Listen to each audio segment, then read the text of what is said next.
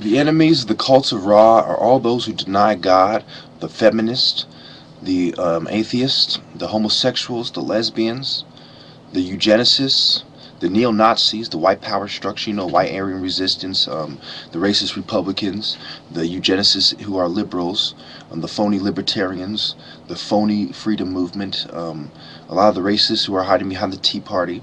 We have a lot of enemies out there, and we will bring them down all at once or one at a time, however we shall, you know, however we shall decide to do it, basically. And it's important to me that you all understand that when I get really angry in my videos, it's because the topic matter has now become more and more sensitive, and it's going like this. Okay, that's how my videos go. They rise up. We rise to power. It starts off with calm, calm thought, and um, it slowly begins to rise to a more angry, a more straightforward, a more righteous indignation, which ends like the cult of Ra.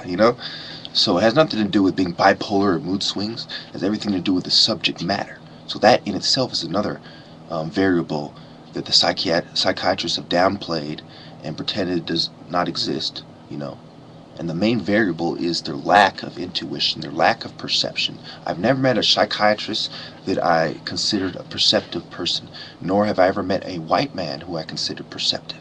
It is kind of this African ability to understand things, nature and people's nature and life, that the white man does not have.